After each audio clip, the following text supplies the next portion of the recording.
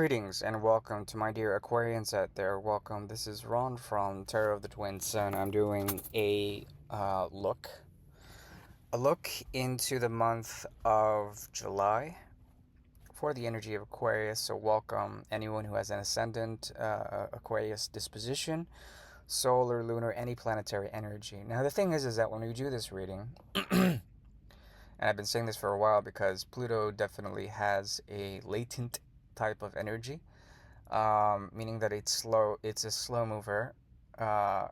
It defines generations. And the thing that I have noticed um, is that the ascendant of Aquarius at 1 degree, it contains this type of energy of Pluto, okay? And Pluto's in Aquarius at 3 degrees. So basically, all planets get this transformational type of energy when it comes to Aquarian energy. That is why so many people, at least in the spiritual community, are claiming that we are shifting in terms of timelines, in terms of it's like a generational shift that is tied directly to Pluto in retrograde, okay, currently in retrograde, and shifting, okay, uh, most other planets, okay, shifting most other sort of like possibilities in terms of dimensionality.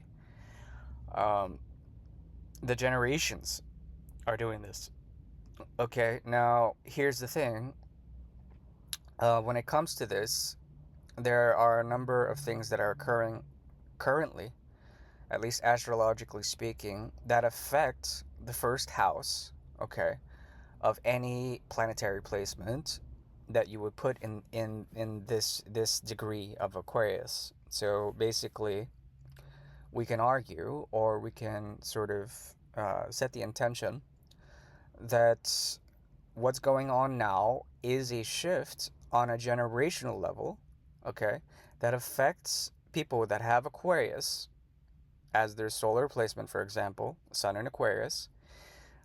It would affect them accordingly, especially depending on the house that the Sun is in. The first house basically is the house of the head. So it's kind of like a head shift, or it's like it's got this hydratic energy, like a Hydra, for example. Hydra has multiple heads, okay? And the Herculean quest with the Hydra was having to dismember the head without it growing back, because it would grow back and it would grow back in multiples, okay? So when trying to slay a dragon, okay, um, Hercules had this trouble, so he had a friend who helped him, or he found a way to use fire in order to cauterize the head so that it would not grow back in multiples, okay, and therefore was able to slay the Hydra, okay. Now this occurs in the first house for this reading, okay, and this has been occurring for quite some time because of Pluto's basically disposition. Now it's currently in retrograde. It's activating certain things within the houses 4 and 2, for example.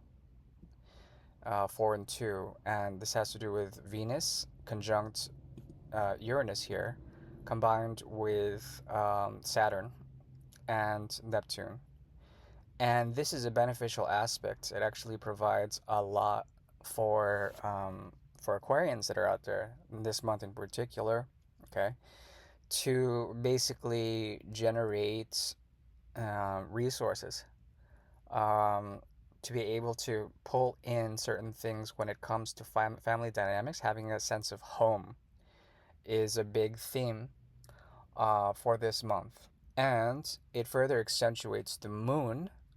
Is accentuated by the moon and the south node, okay, in the 8th house. So the 2, 4, and the 8 are highly accentuated. There's this beautiful triangle that accentuates the 1, 4, 8 houses, okay, kind of loosely on the 12th also, which are the houses of moksha, okay, the houses of freedom, the houses of stabilizing, okay, practical ways of dealing with reality.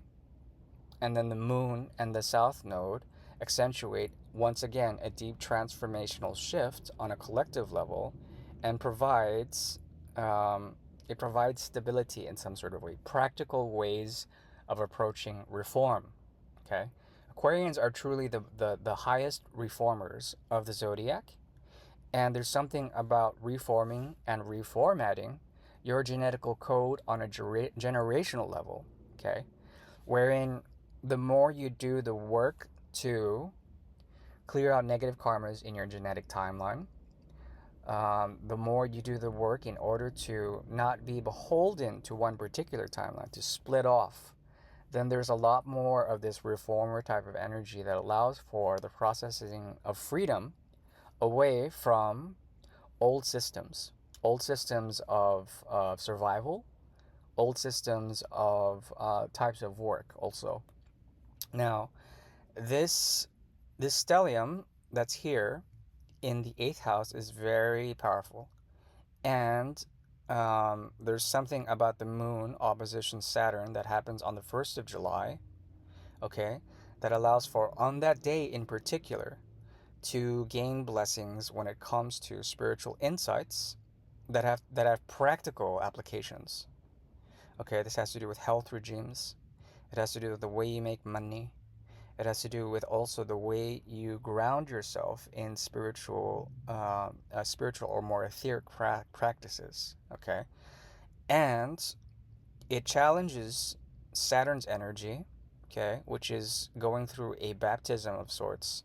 It goes through a Gandanta point here from the moon to excuse me, not the moon, but from Pisces to Aries. Okay.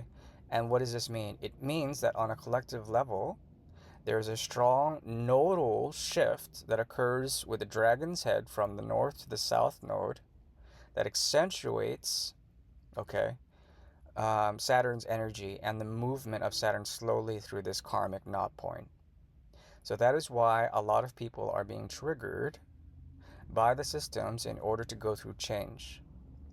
And the more you work on yourself in order to produce healing effects that have to do with mother wounds, that have to do with the divine feminine, freeing that up, being able to make something of it, okay, will eventually bring some sort of deep transformational shift. Okay, Mars in Virgo currently, that means that there's something about the methods that people are going when it comes to work that is undergoing a huge shift, and there's like a purification, okay, of certain timelines that allow for cleaner actions that are more sound, that are more methodical, that make sense within certain work structures. For example, I run a practice, and there are a lot of people that are going through workplaces, and then they attract a lot of very negative people in those work situations. However, the work environment, especially when it comes to career and all of that, is directly linked to karmic resonances that first start in family situations for those particular clients. So the projections of those cycles, like wheels of karma, they sort of transfer over. There's an element of transference that goes from one place of organization to another. And there's a shift of power wherein if you do the work within yourself, then that translates directly to the outer world. As within, so without. Okay? As above, so below, etc. So this is truly a powerful month. Your ruler, which is traditionally Saturn, is going through a lot, and it's activating a clearing out of a lot of negative karmas. Okay? Let's call it that you can actually be a spearhead for, that you can actually help to lead people in not identifying and say old paradigms of pain through conditions that are no longer resonant with the future. And there's a way to find freedom through that by leading, okay, sort of a dualistic way to jump from different place to place, jump from different situation to different situation, and not really be in either one of those. It's kind of a strange Aquarian thing to be able to do that. Okay. So that's where I'm going to leave that off for now. It is kind of a spaced out reading. Take what you can of it. One last thing before I leave is that Mars is one, two, three, four, 7 houses away in Virgo. Okay, which means that there are going to be relationships where you're going to be able to realize the healing and the transformation that a lot of your friends have gone through on a very deep level, okay? And observe that. And by observing that, it shows you certain blocks when it comes to why certain things don't work out in terms of work, okay? Because your house of work is very accentuated, and then it provides this like benefit from Mars to observe, okay, the changes that people go through on their own personal healing level, and that benefits you somehow. It shows you how you can work with an abstract way of dealing with family issues or money or with your most intimate relationships, okay? Familiar relationships, and heal up on that and relieve blocks that are there. All right. So okay, that's it for now. Hopefully that helps. All right, take care.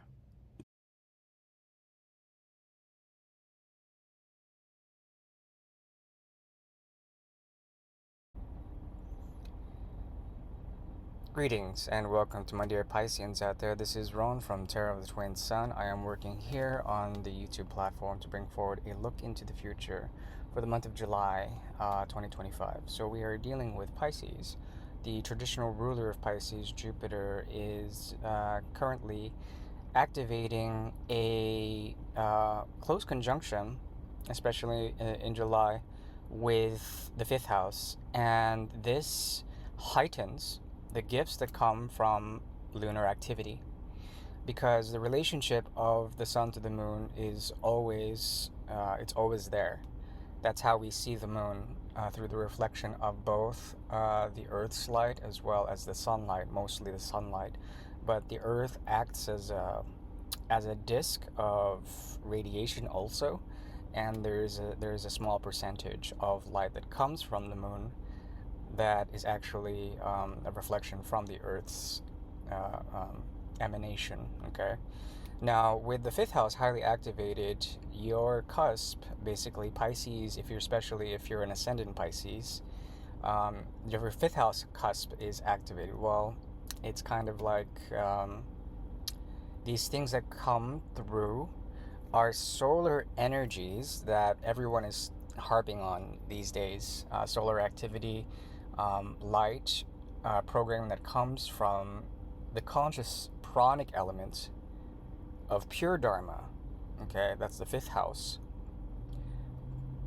It's very much focused, and it kind of brings you down physically, meaning that your aura, your subtle body, your physical body, all three, and your emotional body are coming under some sort of square when Saturn squares Jupiter here. And this accentuation brings forward a lesson in terms of your own relation to the divine feminine. And a lot of what the sun is programming Pisces to do is almost like this subconscious thing where you have to conceive something, you have to bring forward life, you have to be able to produce, especially with the Venusian mysteries, produce some form of life in your life, okay? So the creative and romantic house of the fifth house is highly activated. You can be burned by situations, okay? However, the actions of others are intended to heal you. And regardless of how your relationships are turning out, there is the inner child of the fifth house that becomes like it's kind of like a growth of the inner child in a spiritual way, purification and bifurcation, which is like a splitting off of different timelines into positivity. Okay, especially with your 12th house, which is in the energy of Aquarius. Most Pisces will learn in a spiritual way by detaching from things that have been very abusive or that have latent, okay, scarring tendencies that have to do with abuse systems and then letting that go. There's something about it where you can choose your left channel or right channel, okay, masculine and feminine, feminine being the left and then the right channel being masculine. You can fuse those two, or perhaps you can find a way, okay, to come clearer in the mind when it comes to spiritual messages coming from you about old abuse systems, okay? And this relieves certain blocks when it comes to your work, when it comes to being independent in terms of work, okay? So there's a lot of action going on. There is a double square or a double opposition from the 7th, 12th houses here, 7th and 1st house cusp, and 12th and 6th house cusp. So it's really important, okay, to allow things to be dealt with when it comes to karmic relationships, to let those things go.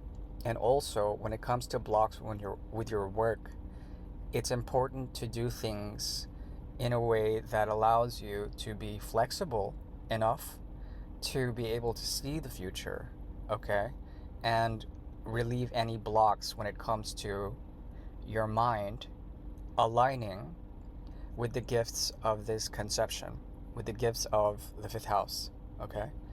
So basically, there are certain situations where people will do actions, okay, and they will take your hand and guide you to this place that allows you to grow in a very spiritual way and to heal through the solar programming that's going on this month. All right, hopefully that helps. Wow. Hopefully that helps. All right, take care now.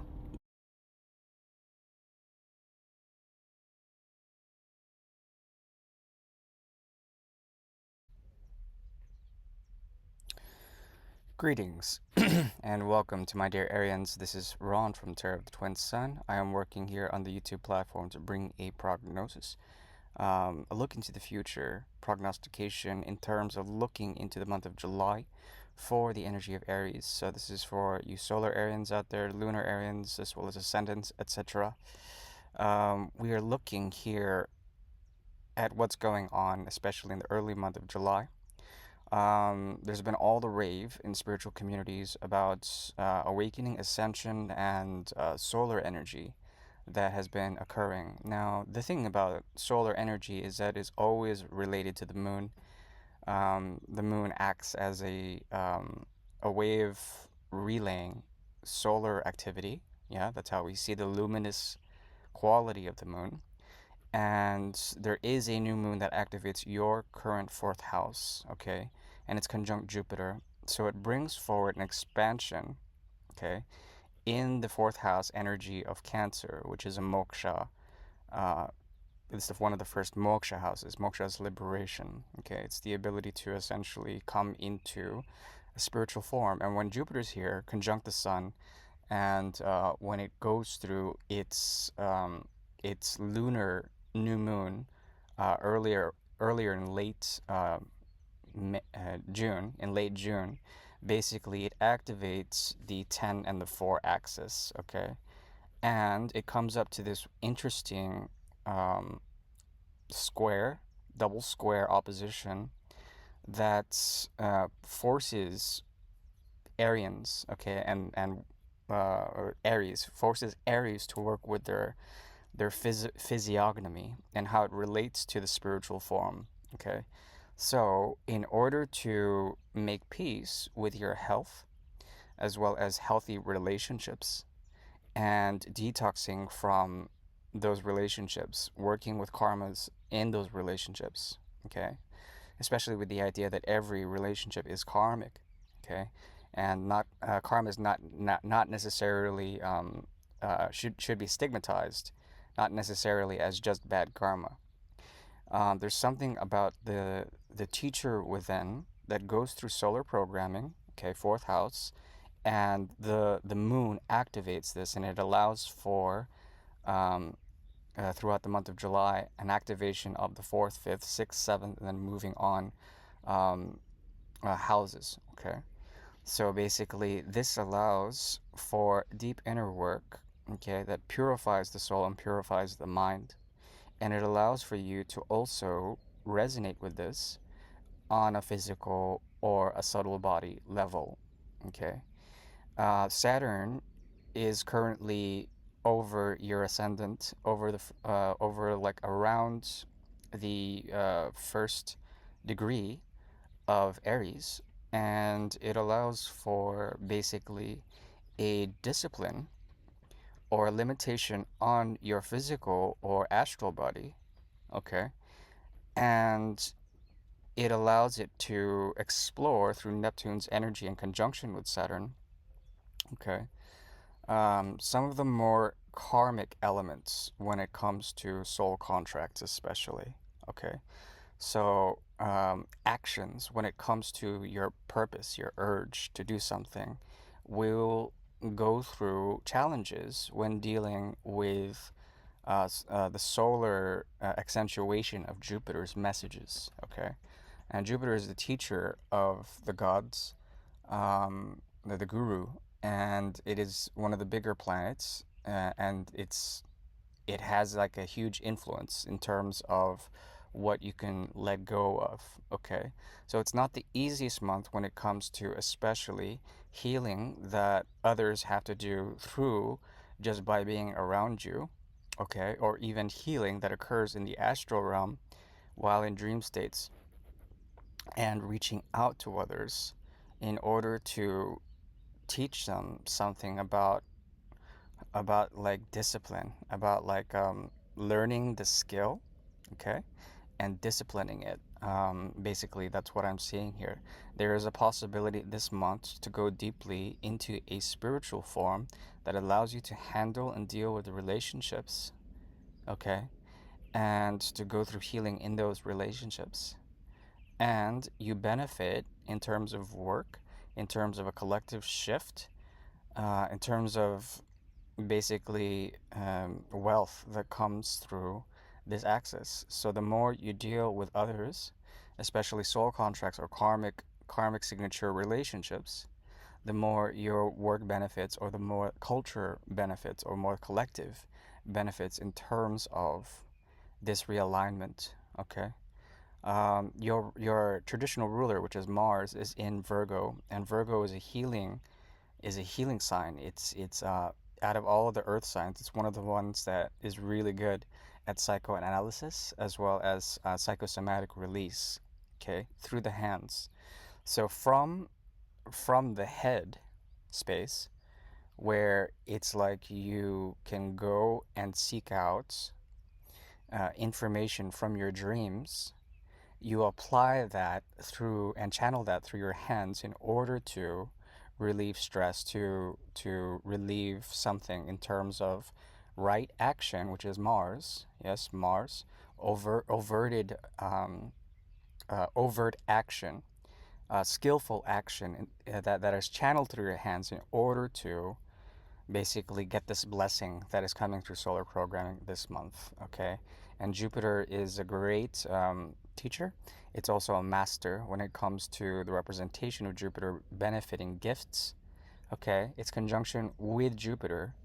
Okay, excuse me, with the Sun, and then it creating a positive, harmonious aspect with Mars allows for right action to take place and relieve any blocks that come with psychosomatic storage, or any sort of systems that are stored up that need to be released. Okay, and this is done by the sort of connection with the head, which contains the pineal gland, and then it's channeled through some form of energy healing. Okay, whether that's Reiki or anything that has to do with hands, cultivation of herbs, the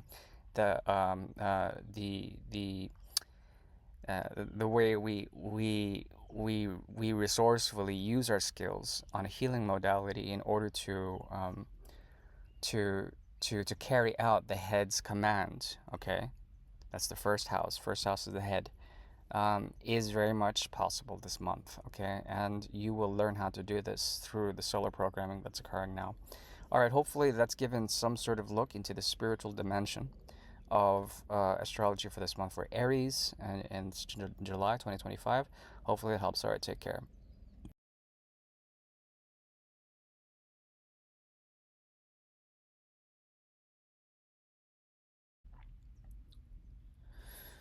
Greetings and welcome to my dear Taurus out there. Taurians, welcome to the channel. We have here a look into the month of July 2025. It's kind of a look forward. Depends on when you're watching this. But basically, I am using um, a chart for July 2nd. I mean, I could have used the 1st, but I'm choosing to use July 2nd. And we have here basically a look into the spiritual sort of motifs that have to do with ascension. Okay, now as you know, or maybe that you have heard on the algorithm and on other channels, other flows of information, that there's a great deal of solar energy that is bursting from the sun in terms of flares or an excess of light, okay? And this excess can be sort of overwhelming, especially for Taurians. Why? Because the solar light is placed it moves in the month of June to the energy of Cancer in the next month in July. And it conjuncts Jupiter, which means that there is an accentuation of Jupiter's message when it comes to the great teacher and the spiritual dimension of the ninth house. It's activated in the third conjunct with the sun. Okay, that allows for a great deal of, I would say, information to come, and it would be very difficult to actually reconcile that information. Like, it will come over time, and there's something about like an excess of like shoulder or like arm pain that may occur for some Taurians. Okay, um, and this information is relevant because it addresses a block. Okay, especially with late June into early July, there's a new moon that activates your third house, and it moves and waxes 3, 4, 5, up to the sixth house by the 2nd of July. Okay. And when this occurs, basically, there's an activation of this double square, these two red lines, that square up from the 3rd to the 6th to the 12th. Okay. So square, double square opposition. And this is relevant because there is, in the early month of July, a time for healing that can do with rectifying the information that you are getting, okay, without like being distorted by it or disoriented by it. And this allows for a process of healing that goes very deep, and it connects the hands of the body to the foot.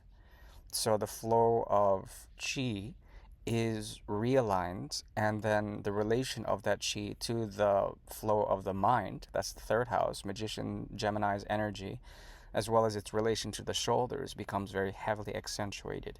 Meaning that if there's an overflow of solar programming that comes through the conjunction of Jupiter and the Sun, okay, and then it's heightening with the Moon, there is basically a time right now to really go into seclusion, to understand any sort of like blocks that have to do with um, primarily your friendships, your work, your relation to the network that's out there, your most immediate friendships, okay, as well as brotherhoods, sisterhoods, anything that has to do with that kind of familiarity.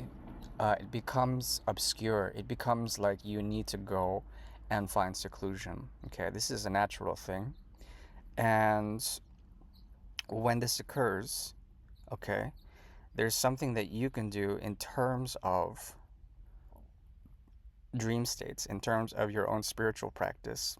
And it can have to do with the application of balms, oil, in terms of treating um, basically the 12th house, which is Saturn and Neptune conjunct in the 12th house in Aries. Now, when this happens, there's a relation to the head of the body as well as to the feet. There's a direct relation there. So the actual art of reflexology will come to be relevant. Okay, so like getting foot massages or getting treated in terms of your relation to grounding will relieve any sort of fogginess that happens in terms of your head. So basically, when it comes to the healing modality that is elicited here, you can apply um, your own regimen, your own healing regimen, to release the mind during this time, so that the programming can take place in terms of ascension. Okay. Now, your ruler Venus is in the first house. Okay. This means that your body is very receptive to the divine feminine, okay, the Venusian arts, okay. This means that also there's a benefit that comes when you do the healing, especially on the 2nd of July. There will be some sort of benefit that comes to you, and physically you will radiate this type of energy. So like whatever is being triggered now, especially in relation to friends or social circles, you will glow according to what is happening, especially during midsummer and this time period. Okay, so everything that the sun has to do with, and its relation to the moon and a conjunct Jupiter, there's a huge lesson here that is being pointed to allow for some sort of process. Okay, the process that allows for you to clear up your own relation on a head level to the information that's coming, okay, through relationships, and through how those relationships are going through solar energy. And what is the sun? The sun is constantly giving life, but also it can also like oversaturate or distort some parts of life. And so what happens here is basically um, a time period wherein the collective karmas, that's Pars Fortune and Pluto in retrograde at your MC, it goes through a type of transformation, and this allows for you to gain benefit by treating yourself in terms of your stabilized energy in relation to Mother Gaia, in relation to um, Venus's energy, which is also a subtle light form that helps you during this time period. And there's a major benefit to that. Whatever is like kind of like taking away from your own stability in terms of health can be immediately treated by realizing it as a blessing. If there's any sort of pain or any sort of like excuse me, confusion in terms of relating to the excess energy that is being produced by the sun, okay, there is a likelihood that is a growing pain, that is a growing you growing into something that is going to be beneficial, especially when it comes to your work and to your relationships, social relationships. All right, so that's what I see with this month. It's been kind of spacious. Hopefully you enjoyed that reading. Take care now.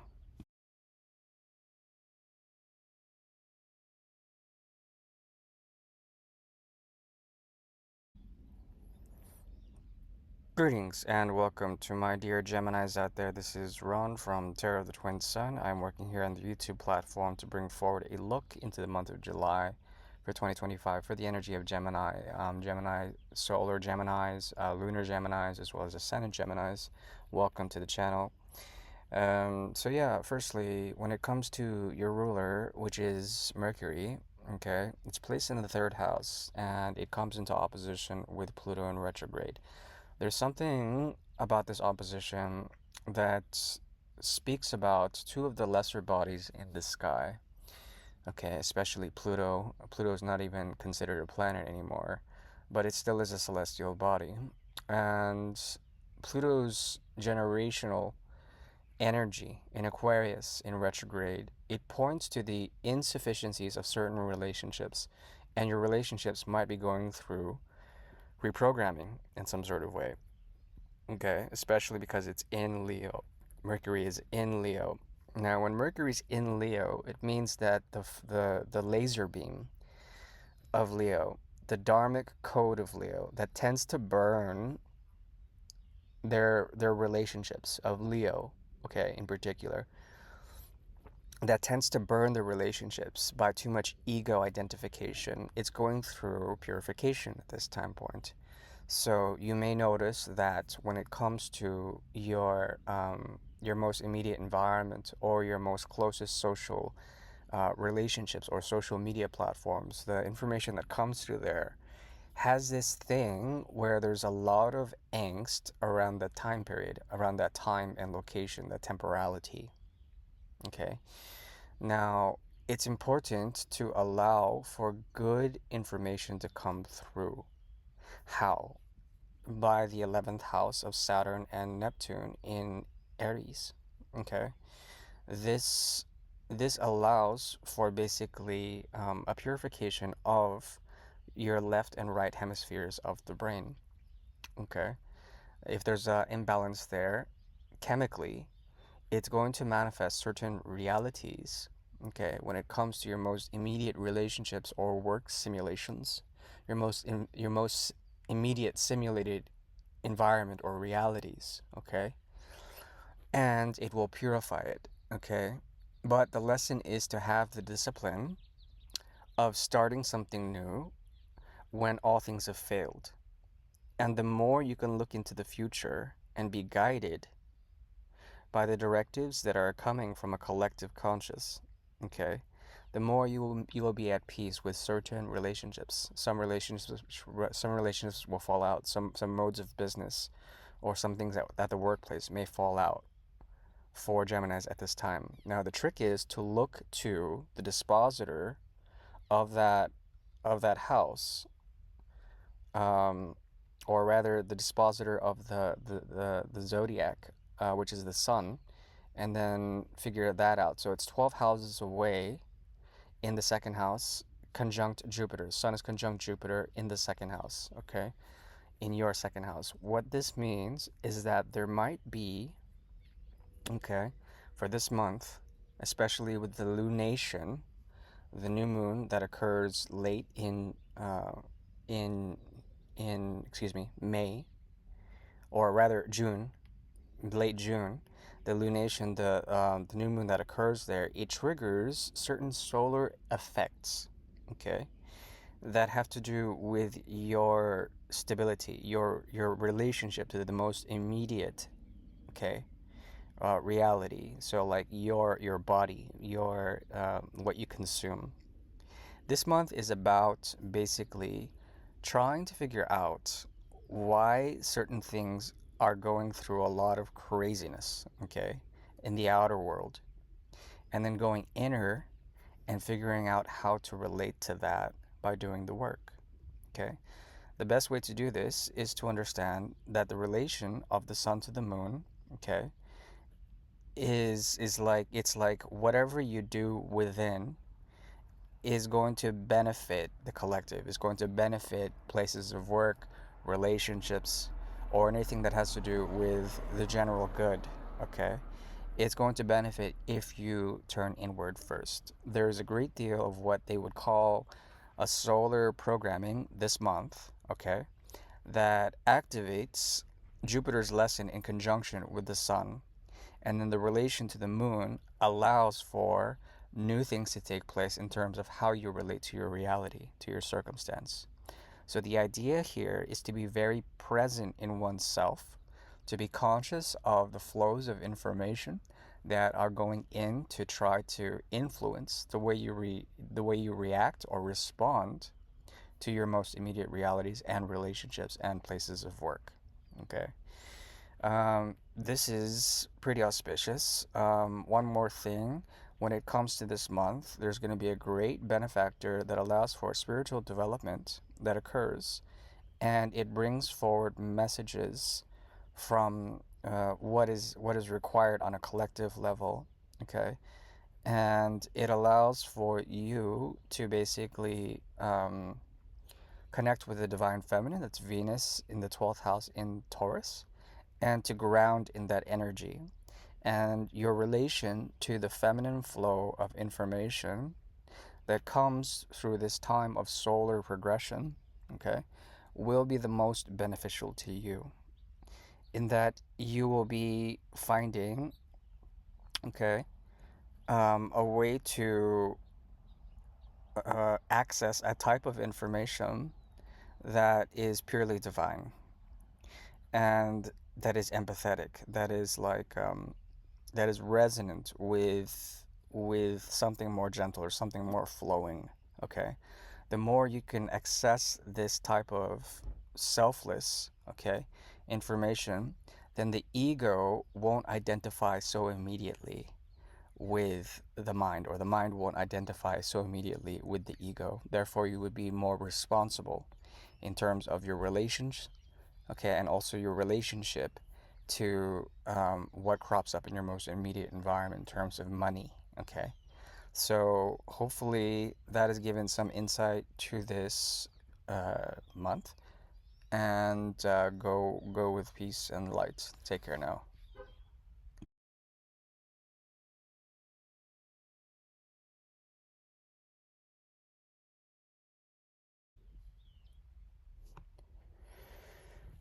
Greetings and welcome to my dear Cancers out there. Welcome to the channel. This is Ron from Tarot of the Twin Sun. I'm working here on the YouTube platform to bring forward a look into the month of July 2025.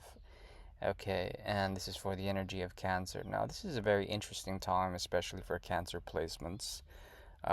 Jupiter and the Sun are on the ascendant, okay, which allows for, especially in the past months, this like whole programming narrative, okay, of solar information that is conjunct Jupiter that allows for one thing in particular. And it's going to be challenging for Cancers, and it has to do with clearing out karma when it comes to the MC.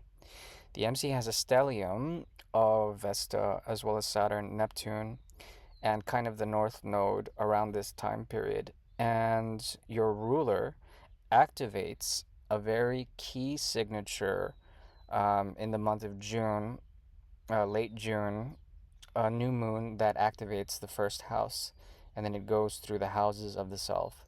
There is a major reprogramming for Cancers in particular that have to do with neurological structures, okay, that need more light to be sort of to fry out the system, okay. This has to do with the idea of being cooked and processed on in the head level, okay, to allow for a deep spiritual retuning of the physical body, of the energy of Cancer. So basically, Jupiter and the Sun, they accentuate, along with the Moon, your own disposition on a physical level to your relationship to the subtle body, and then it goes through the house of the self. The moon waxes throughout there on the first six houses of the zodiac, and it brings forward this idea of some sort of shift of karma. Okay.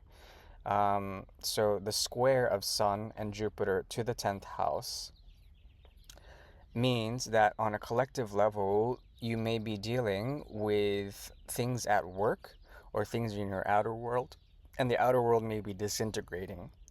Your relation to yourself in terms of this requires a great deal of solitude to understand your karmic relationship, okay, in terms of your own physical presence of time and space, okay, and your own sort of exploration of yourself. You can go further to disintegrate from the outer world in order to have the space you need, okay, to go through the changes that are going to be sort of you're representing them physically. So this speaks of like health issues where it relates to the outer world, and then you have to get away from the outer world to go and address those issues, okay. Now these issues can be either physical, they could have to do with your astral body, or they can be psychosomatic, okay. So this has to do with aligning with pranic force that comes from the sun, and that is infused with Jupiter and the moon, okay, and relating excuse me, yourself to this restructuring, okay? And it starts with the head. It moves forward through the houses, second, third.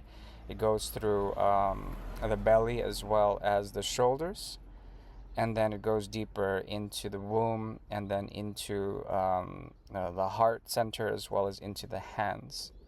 So this is all very important work for you to go deeper within in order to understand your relationship to the idea or the narrative of solar reprogramming that's been occurring for quite some time because of the sun and its relationship uh,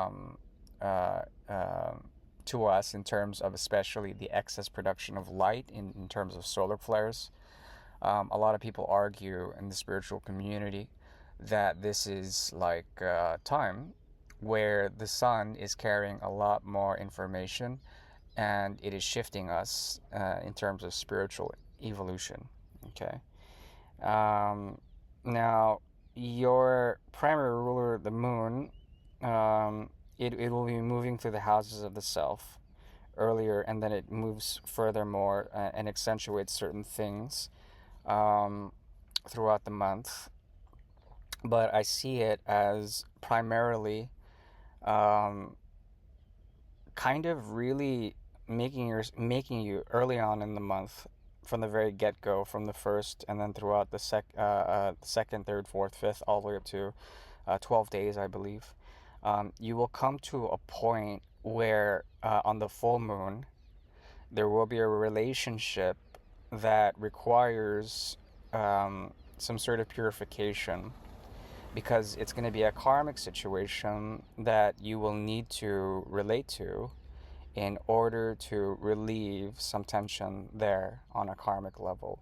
And that I see as a challenge. The full moon would be a bit of a challenge in terms of your relation to that, because if you do the work, um, you may trigger people around you, and this is like people at the workplace especially. You may have this tendency to trigger them, so you have to be careful, because you may come off as egoistic, when in actuality, if you do the work, your ego will be aligned with the higher power of the universe, or the higher dharma, okay, of right doing, and even then you will still be perceived as egoistic, okay.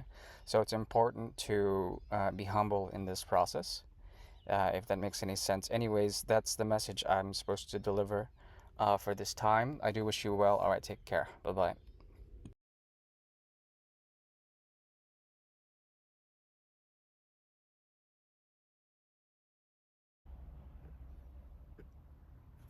Greetings and welcome to my dear Leos out there. This is Ron from Tarot of the Twin Sun. I'm working through the YouTube platform to bring forward a look into July of 2025. This is a snapshot of the astrological chart July 1st. Okay.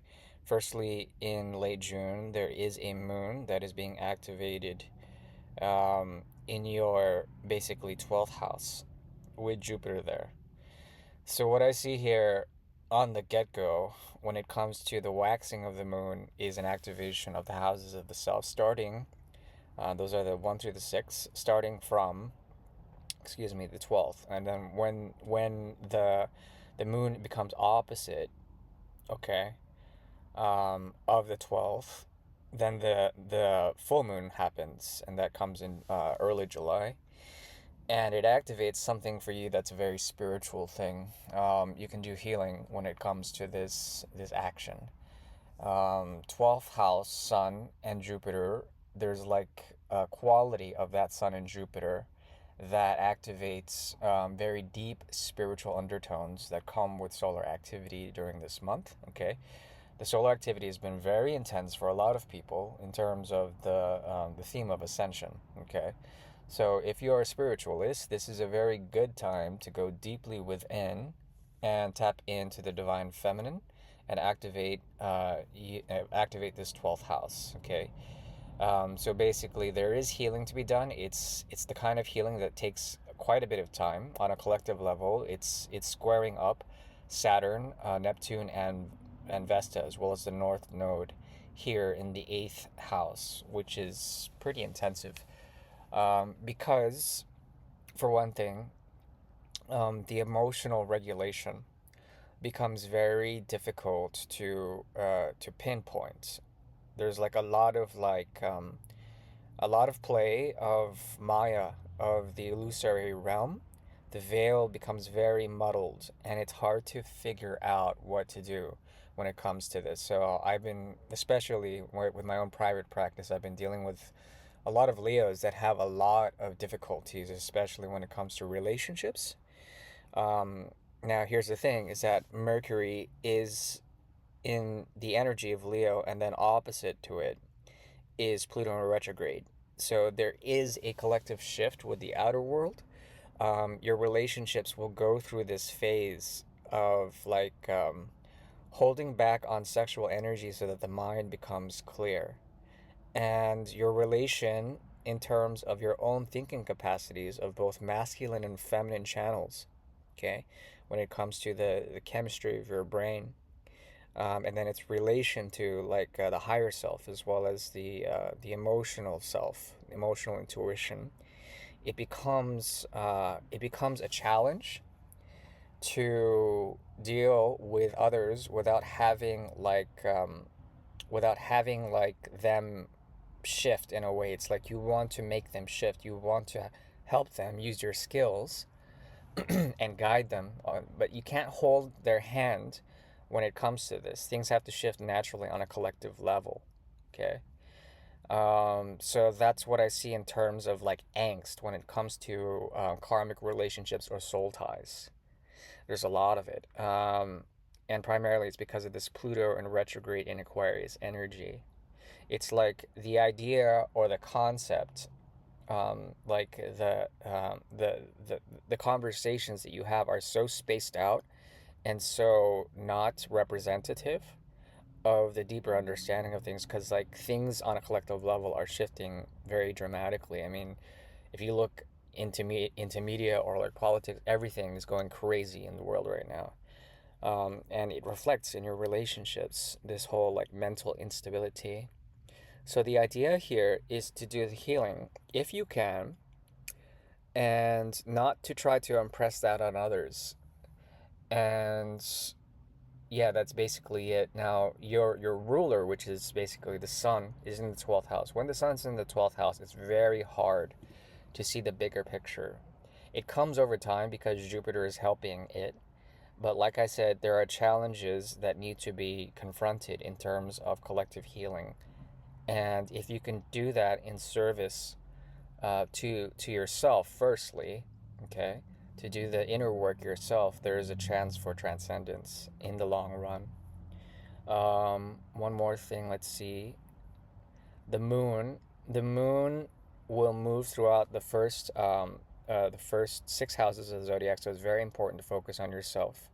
There is a chance to align your work, um, to bury yourself, if you will, in your work.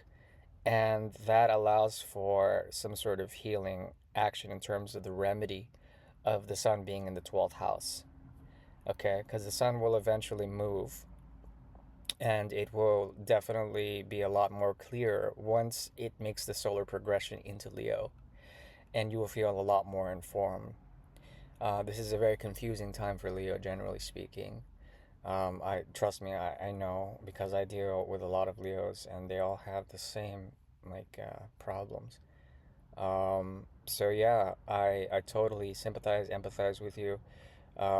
We have Pars Fortune, okay, which as the moon crosses over it, there's a chance to go through deep shifts in terms of subtle bodies in the subtle celestial bodies, including Pars Fortune, Lilith. But it's not until the full moon that these problems are fully addressed with dealing with other people. The thing is that Leos tend to attract Aquarian type signatures, okay? Meaning that you seek out the intelligent observer, the independent thinker. And these people are so lost in the future that they forget to be in the present, okay? That's the trick here. With Pluto in retrograde in Aquarius, there is a slowing down of this transformation, and it becomes painful lessons. So be careful of that. Try to focus on yourself, on clarity of mind. Try to meditate. That's what I recommend. All right, hopefully that helps, and take care now.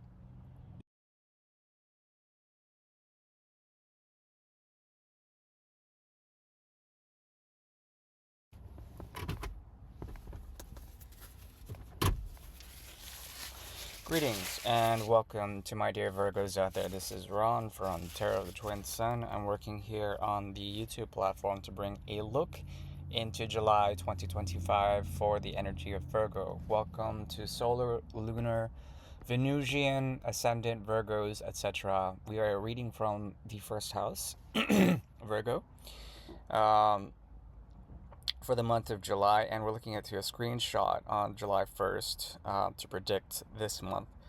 Now, when it comes to it, there is a lot of solar activity that has been occurring. You'll look into spiritual communities as well as, fluke flaw, basically informations that come from the media about solar energy. And yes, it is true. There is a lot of solar activations that are occurring in terms of energy allocation, messages in terms of solar information, divine information, okay? That activates primarily your 11th house, okay? And this starts late June with the new moon, okay?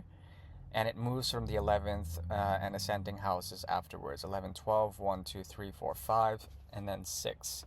Um, the moon in the first part of July will move from the 11th to the first on the first, okay, and then to the fifth. So then it'll become a full moon eventually when it comes to opposition the sun, obviously. Now the thing is that the sun is conjunct Jupiter. It's like about 5 degrees within Jupiter's domain, and that creates combustion on Jupiter, and it occults Jupiter's light, but then it also infuses Jupiter's light with solar energy, and that creates some interesting visionary things. And you may come to find with the stellium on the first house, Mars, South Node, and the moon, okay, by the 1st of July, that you start to embody certain things to your friend circles. Three. And also, you start to embody things in terms of the mastery that you would try to share with others in terms of business, commerce, work, your family, your environment, okay, your city, your temporality, okay, and you become this person of action, okay. This action, Mars in Virgo, as well as Moon and the South Node, creates, okay, I want to call it a skill set that's given to you and supported by the ninth house, Venus and Uranus in Taurus. Okay, and then it creates this triangle through the sixth. So basically, what I see here is an auspicious time through the first, fifth, and ninth houses, roughly that, wherein you become aligned with a line of work that benefits others by leading. You lead, and then by your example, you give to others. Okay. Now, Mercury, your high ruler, is in the 12th house. And Mercury in the 12th house means that there is something about these skills, okay, your work. It goes through another type of solar training with Leo here in the 12th, and Mercury is in Leo in the 12th. And basically, that produces certain effects when it comes to relationships as well as work relationships. It's important not to invest in overly analyzing the transformation of your own work reality, or how people in places of work are not totally at the present. Okay. Now, Mercury in Leo basically means that there is a dharmic signature to the skill that you produce, that you put out there, but you can't put your finger on what that is entirely. Okay. It's very difficult to grasp the 12th house. Mercury in the 12th basically is It's like you are swimming in a sea of consciousness, and both masculine and feminine channels of knowing, okay, both the left hand and the right hand, are kind of, they're leading in a way that is not totally understood. And you will be able to do this when dealing with others, helping people deal with their own sort of shifts when it comes to timelines, when it comes to their own specific healing, okay? And that is a good thing, it's a positive thing. However, the North Node, which is obviously opposed to the Moon, okay, in Virgo. By the way, Moon is in dignity in Virgo. I would call it dignity, because of the healing arts that are produced around this time. Um, Generally speaking, your physical presence will be sought out because you radiate this like natural healing quality, through your hands especially, and your relationship of your head to your hands. Okay, so if you have trouble during this time period, then then it would be like a face palm, or like, applying, like, massaging your head would be a very auspicious way to relieve yourself of karmic indecency, karmic problems. Okay, and the more you embrace this idea of the desires on a collective level of others to sort of self destroy themselves or to self sabotage themselves in any way, shape, or form, there's something here where you are going to naturally, take whatever you're learning through this solar storm type of energy, of this month and the last month. You're going to be able to produce a certain type of healing effect just by being present, just by being in the power of now. Okay, so try to cultivate that as much as possible. I think it would be very auspicious this month. um, Hopefully that helps. Let's see, hold on, one more thing. Yes, it is a very deep spiritual time. It is important to, not let like what's happening on a collective level of like healing up in the outer realm, like, things having to happen and being out of control in terms of this Gandanta point. This is a Gandanta point of war. Saturn, Neptune, Vesta, as well as the North Node. A lot is going through a reckoning or an absolution time period. Um, you should not allow that to dictate your presence, okay? To dictate like where you are. Generally speaking, Virgos have this capacity to be very much present, to be an embodiment of, I would call it the divine feminine. Your presence is going to be sought out, and you're going to help people, around this time period. Hopefully that helps. If you want to look to other questions, you can, book an appointment, whatever. Otherwise, take care.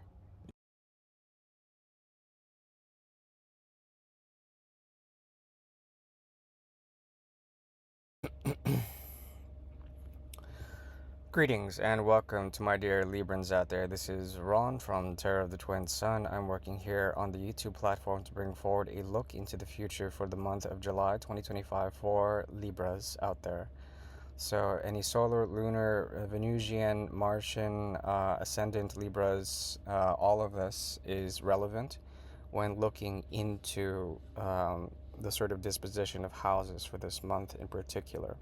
Now, in late June, basically, there is a solar and lunar progression of a new moon that activates your 10th house.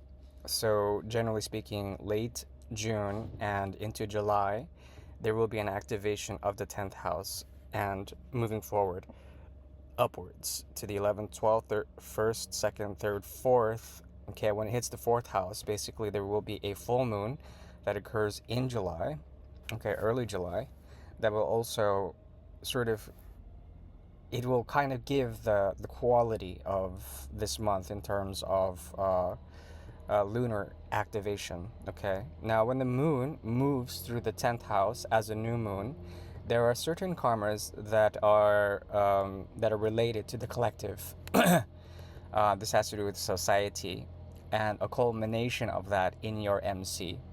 So when it comes to a place of work, you may be dealing with people who are extremely fatigued in the lessons they are learning. Okay? Especially over time, they might gain wisdom in this. And on top of that, you are attracting a lot when it comes to dealing with others, and are invited to look within in your 12th house. Okay? So 7th house, 12th house is very much activated. It activates a Gandanta point, which is a translocation of water to fire. And when water goes into fire, there's a sacrifice. On a collective level, this is basically having to deal with a lot that's going on with your soulmates or with your karmic situations. Basically, the descendant is very heavily afflicted, and the solar programming that is occurring in June and July, I'm talking about like solar activity, okay, and wisdom coming from wisdom as well as algorithms, techniques, wisdom. So basically, it's like a higher knowledge that comes, okay, from the conjunction of Jupiter and the Sun during this month that allows for progression in terms of you dealing with karmas and letting go of karmic situations. Now, here's the thing. On a collective level, there is a lot that's going on in terms of the consciousness of war, self-destructive tendencies that are activated in Pisces into Aries. Okay, so a lot has to do with people that you are coming into contact with that have this same sort of self-destructive quality. And you may find that in their relationships, they are actively seeking out a way out, okay? A way out of those relationships, out of those karmas. And it is difficult because the moon will further activate a lot that has to do with you focusing in instead of the collective, yourself, and seeing the gifts that come through stabilizing your own reality, okay? Now, your dispositor, your high ruler, the ruler of Libra is Venus, and Venus is in the 8th house. There are certain strains of information that you can get by grounding with the divine feminine. That's Venusian Taurus, okay? So Venus is is at a sense of home or a sense of like ease when it comes into Taurus. And your sister sign, in terms of the Venusian mysteries, Taurus is gaining benefits by translating their relationships, okay, by translating relationships into a type of gift if you were to focus in on the South Node, which is in the cusp of Virgo. Virgo is very special, being in the 12th house currently, and that allows for, primarily for you, deep spiritual insights, soothing energy, healing of your own sort of relation, okay, to whatever is going on in the sky in terms of solar reprogramming for everyone else, okay? So the lessons come over time. It's harder for them than for you. If you align your actions and give it to give it to the infinite, with intention, with deep intention of healing or anything like that, then things like your work or things like the psychology of yourself will relate deeper in terms of spiritual purity that goes on during this time, okay? Now, Venus, the dispositor of it, okay, so basically it's kind of in its own home. The 8th house is very important. It's giving benefits to the 5th as well as the descendant and the 12th. You can find spiritual people who will resonate with you in going through these shifts. And this is a time of great fear, calamity on a collective conscious level. And it's important to note that there's a lot of purification that goes on with the Sun conjunct Jupiter in the 10th house collectively. So look to the divine feminine to give you the gifts. Look to the feminine channel of your system, okay? Look to the left hand and to abstract thinking, empathetic ways of healing, okay? In order to find your stability, okay? and then there should be rewards. That's what I see with this month. It's a pretty clear reading, very mellow. Um, Hang in there. If your body is shifting or you're relating in a very deep way to a path of solitude, then go into hermitude. You don't have to deal so often with others. That's what I recommend. Hopefully that helps. If you want to look to any questions on a personal level or in terms of your own astrological prognoses, you can go ahead and reach out, and I can be made available for private sessions. Otherwise, take care now.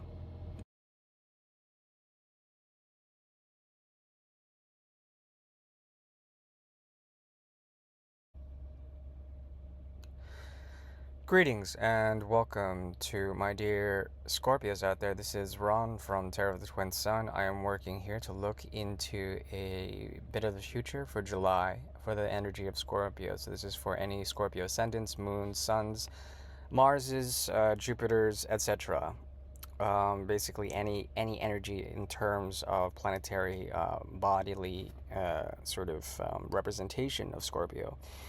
And we're looking at the first degree of the ascendant in particular to do to look at certain things that are moving for July. Okay, so thanks for checking in. Firstly, the traditional ruler of Scorpio is Mars, and it's in Virgo. Now, this is important because the relationship of Mars to the Sun and the solar programming that's going on now, it's like you kind of gain a lot in terms of specific masteries when it comes to the way you conceive or look to the future, the way you relate to the 11th house. Okay, so basically, Mars gets its lesson through Mercury because of the disposition of Virgo. Okay, and Mercury is in the 10th house, which is 12 houses away in the 10th.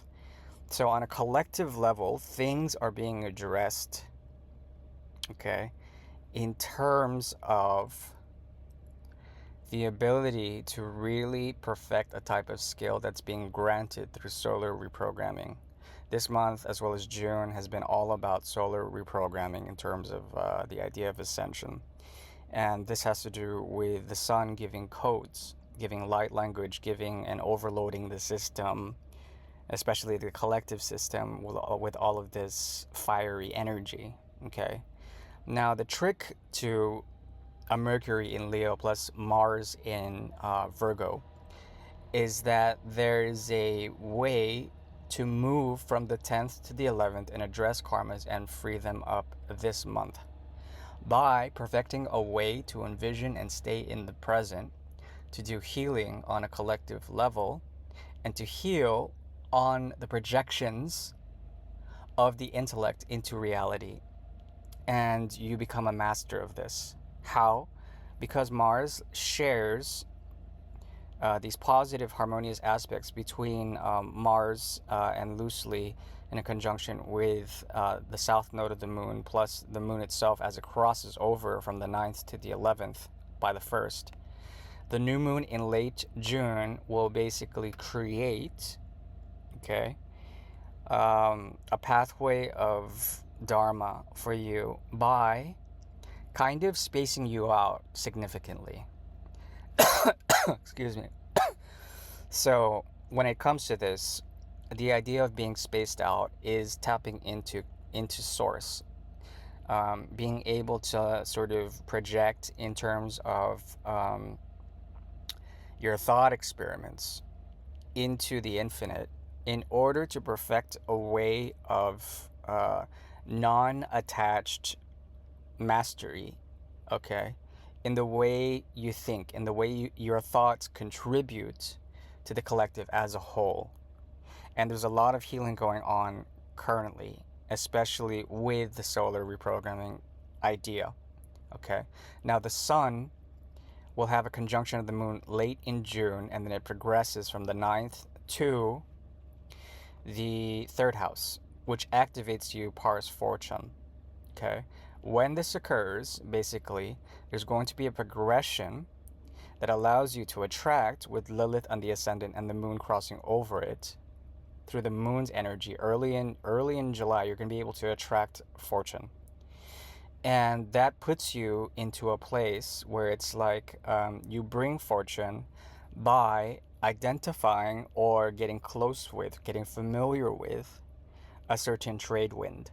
Okay, and this has to do with technology, it has to do with mastery of some sort, it has to do with spiritual mastery, because the sun will remain in your ninth house, and somewhat for some of you it will be in your MC, and directly relates to Pars Fortune or your IC, the um, excuse me,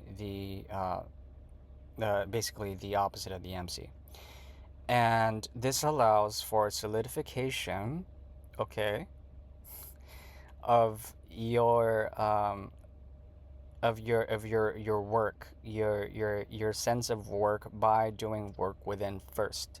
Okay, so whatever is happening here is basically a solar wind that kind of spaces you out and it burns you out, and then the moon carries with it the idea that you can attract in this spaced out quality whatever it is that your community needs, and you benefit from that, especially financially or through spiritual riches of some sort.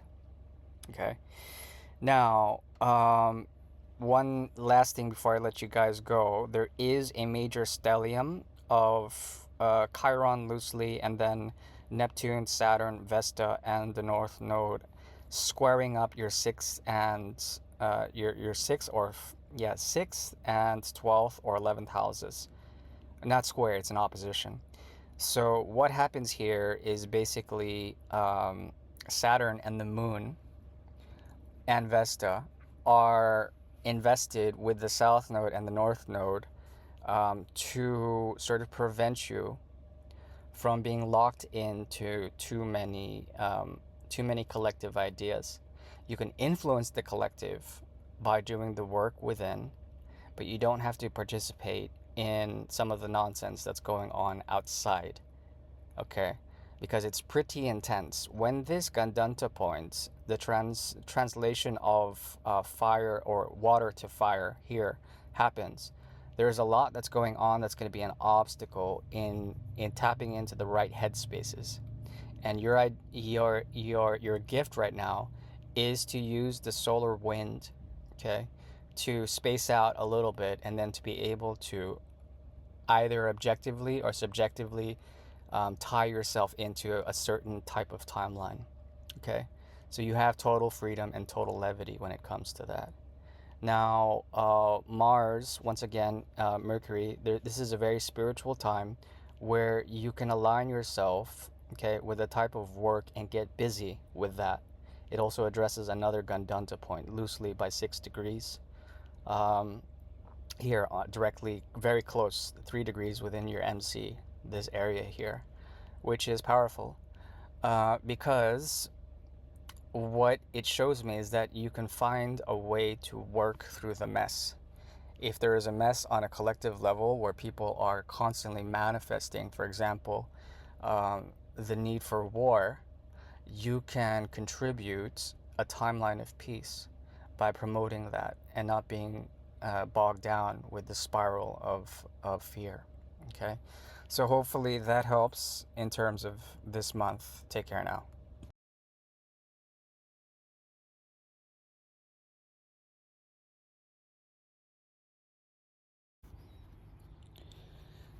Greetings and welcome to my dear Sagittarians out there. Welcome. This is Ron from tarotofthetwinsun. I'm working here on the YouTube platform to bring forward a look into the future for the month of July for the energy of Sagittarius. So, thanks for tuning in. You can use any sort of planetary placement or disposition of Sagittarius in order to do this, to apply this sort of reading. Take only what you will. So basically, you of all people know not to be told what to do or say or think. So exercise your free will when it comes to this reading, and take what you need. So we have here basically your primary ruler, which is Jupiter, in the 8th house disposition here, conjunct the sun, and it's a powerful time in terms of the occult. So research as well as collective shared ideas of the depth and the sort of resurrective quality of Scorpio disposition is accentuated in Cancer. Okay, the zodiac sign of Cancer. So Jupiter and Sun are in Cancer. And as you may or may not be aware of, there are a lot of solar sort of activities that are going on that have to do with the bringing forward of a certain type of dharmic path, okay, codes, light codes, all of that, that are being sublimated and that burn out the energy of Jupiter in a way. So the lessons are very veiled in solar energy, and solar energy is very pure. It's a source of life. But the sun in the 8th house is like basically the death of the sun. 8th house has to do with death and regeneration, and also like shared qualities of like deep esoteric knowledge. And this conjunction alone, with your ruler being in Jupiter in Cancer, allows for kind of an expansion of this solar programming that has to do with ascension, but it's through the personified, that which is in the Persephone myth of being brought down into the depths of one's soul to find a sense of purity in that. This is like being entrapped in a certain type of depth. So you have to be careful with this because it's kind of a pitfall. At the same time, Sagittarius will benefit from this through the 10th house, Mars in Virgo. So there are actions when it comes to collective karmas, okay, that have to do with the purification of the mind in relation to bone structures as well as the hand. So the head, the hand, and bone structures come very apparent in the way you can try to activate this type of solar information that comes to the 8th house in conjunction with Jupiter. Okay, so it's going to be a challenging time because on a collective level, the Gandanta point of Pisces and Aries is being heavily accentuated from a Western perspective.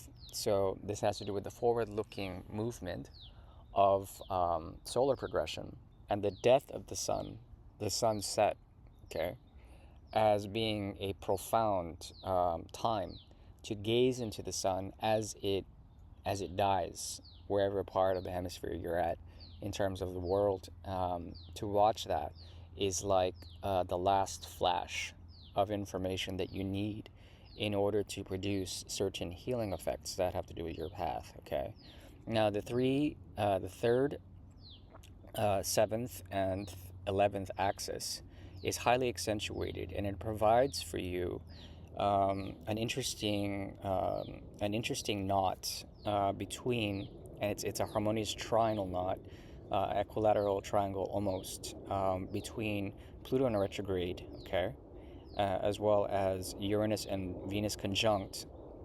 and then trining the moon as well as the south node. What does this mean? It means that there is a lot that you can do when it comes to aligning your desires, when it comes to working with specific communities, that becomes elevated, okay? It becomes elevated through the triplicity of earth and air. So when this happens, it's good to conceptualize your place of work, your relationships, your business acumen, and align it with a higher good, a higher cause. So there's a type of Aquarian shift that occurs here with Pluto retrograde in Aquarius, and it defines generationally how your karmic relationships pan out. Okay, with Venus Uranus on the descendant, there definitely will be connections that are a lot more fluid in making deals with others, especially karmic connections or soul ties that allow for this movement. Okay, this is about shifting the earth plane to an etheric plane, to the element of air.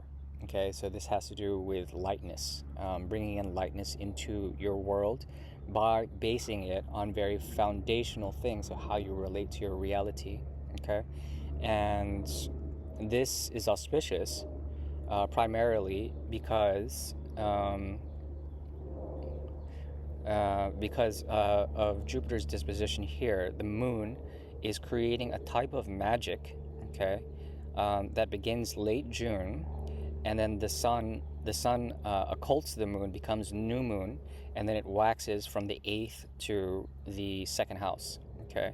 Now, there are no heavy aspects in the beginning of July that should prove that would create something significant. However, the moon's crossing over Mercury in late June, and then early July, Mars, Rahu, as well as Lilith. Okay, when this happens, the moon is basically taking solar information and then passing it through the houses, and it allows for a progression that brings forward good actions, a clear way of thinking, actions when it comes to good karma behind actions and dealing with others, dealing with the outside world, and then coming to 12th house Lilith energy. When the moon crosses over Lilith early July, it's going to be profound for you. Some sort of insight when it comes to the divine feminine will come and provide you with a sense of grace.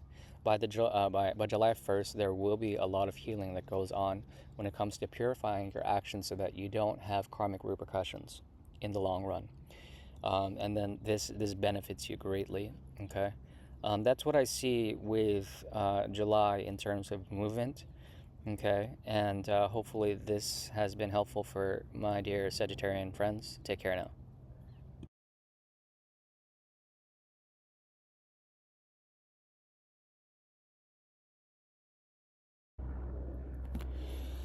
Greetings and welcome to my dear Capricorns out there. Welcome. This is Ron from Tarot of the Twin Sun. I'm working here on the YouTube platform to bring forward a look into the month of July for the energy of Capricorn. Okay. So this is for any placement in Capricorn, including Sun, Moon, Venus, etc., ascendant. We are reading from the ascendant, so basically, yes, we will look into different houses for this month and see what's going on. Now, the first thing that strikes me is there is two major stelliums that are in opposition that highlight your MC as well as the IC. So the outer world and the inner world and their relation become in direct opposition. They are diametrically opposed by this big red line here. And it's primarily through the south node as well as the moon and Vesta, and then Saturn opposite Saturn, Neptune, and the north node slightly pars fortune. Now it's important to realize the richness that is within, that is inherent within, and you don't need to go and seek out the challenges of scaling a mountainside in order to lick a bit of salt. Okay, mountain goats out there. This is one of the mysteries of Capricorn, is that they often go to the 10th house in order to find their thing. They go to the outside world in order to prove something. Okay, now this is all good and true. However, the on a collective level, the moon, it basically it brings forward a very strong karmic undertone that has to do with this idea of perfection. Okay, it's cusp from Virgo to Libra, so the cusp of perfection is directly on the MC. Okay, and perfection is great. Excellence is better, but really not identifying with this need to ambitiously create artha and create karmas of terrestrial wealth. Doesn't need to be so highly accentuated, though it is, and it's identified on an emotional level. So because of the moon and the south node. Now it's important to realize that it is a time for the world to go through healing, for the outer world to go through healing. And how do you do that? Well, your dispositor Saturn is in the 4th house, directly on the 4th house cusp, on a Gadanta point. Now the idea is to purify emotions that are within so that they don't manifest in the world without. And the idea is to realize that your thoughts become reality as much as your own inner work becomes a representation in the structures outside, especially in places of work. Now, one thing I've noticed in my own particular practice when it comes to consultations is that the work environment, okay, the career environment often emulates issues of the inner child that have not been confronted when it comes to family. Those things manifest in terms of the outer world, okay, especially for Capricorns.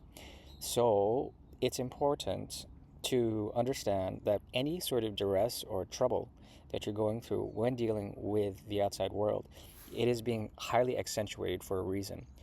Karmic relationships as well as soul contracts are being highly accentuated during this time period in order so that you can gain the lessons and the skills needed to purify your actions. And it's kind of like making an infinite jest out into the abstract, to doing good, to doing good and making healing for arbitrarily anyone or anything that is out there. Having that intention is enough, and intentionality is enough when it comes to dealing with karmic relationships.